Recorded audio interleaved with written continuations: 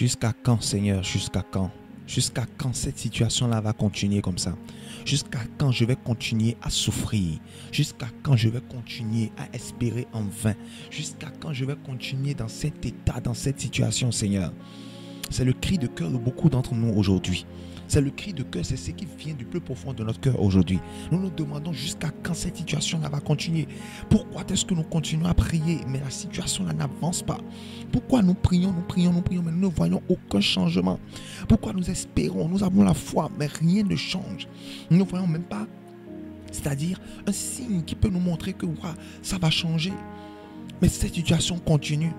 Il y a un homme dans la Bible qui a subi la même chose, qui a subi la même situation et qui a écrit une prière merveilleuse. Et si vous pouvez faire cette prière-là tous les jours, ou tous les matins, ou tous les soirs, vous allez voir un changement incroyable se passer dans votre vie.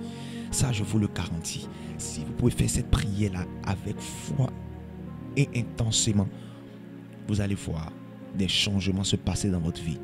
Alors, ce verset se retrouve dans le livre de Psaume 13. C'est un psaume de David que David a donné. Il a fait, c'est une prière en fait que David a faite.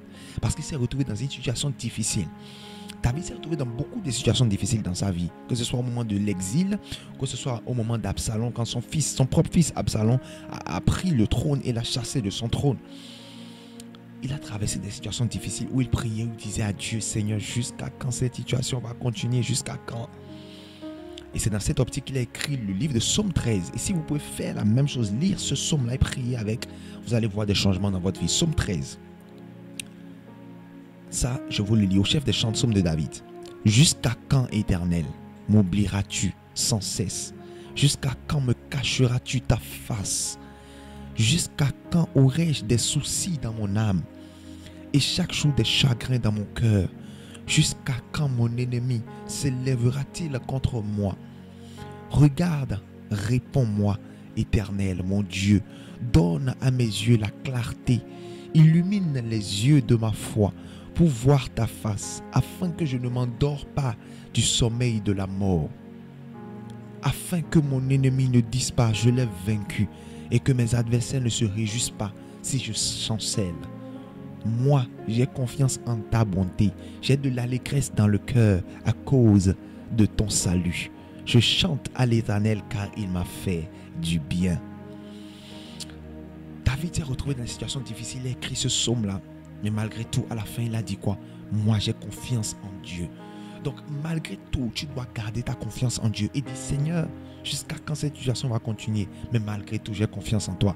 Malgré tout, je ne désespère pas. Malgré tout, j'ai la foi. Je sais que tout le plan est dans tes mains. Et que tu as dit dans le livre de Romains 8, verset 28, que toute chose concourt au bien de ceux qui aiment Dieu. Je sais que toutes ces situations également concourent à mon bien. Je sais également, Seigneur, que c'est toi qui es en train de tout diriger, que tu es toi qui es en train de tout programmer et que tu sais pourquoi tu fais chaque chose. J'ai foi en toi, j'ai confiance en toi. Seigneur, j'ai foi en toi, j'ai confiance en toi. Je sais que tu vas te lever.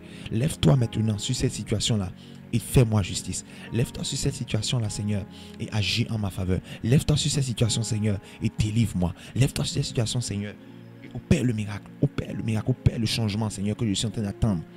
Au nom puissant de Jésus. Fais cette prière. Ça, je peux te le dire. Je prie pour toi maintenant qui est en train de me suivre. Si tu peux dire Amen dans les commentaires, je prie maintenant pour toi afin que le Seigneur puisse t'exaucer. Que cette situation qui persiste depuis des années, là, que cette situation s'arrête maintenant au nom de Jésus. Dis Amen dans les commentaires, cela s'accomplit dans ta vie. Je prie afin que le problème que tu as, la maladie que tu as, le problème que tu as dans tes finances, dans les différents domaines de ta vie et qui fait que ta vie n'avance pas, que je prie maintenant afin que ce problème-là s'arrête maintenant au nom puissant de Jésus-Christ de Nazareth. Je décrète que ce problème-là s'arrête maintenant sur le champ au nom puissant de Jésus. S'arrête maintenant sur le champ au nom puissant de Jésus. Je déclare que les maladies que l'ennemi a injectées dans ton corps disparaissent maintenant au nom de Jésus. Je déclare maintenant que les problèmes que l'ennemi a créés maintenant dans ta vie, que ces problèmes-là s'arrêtent maintenant au nom puissant de Jésus. S'arrête par la puissance de cet esprit. S'arrête par la puissance de cet esprit au nom puissant de Jésus-Christ de Nazareth.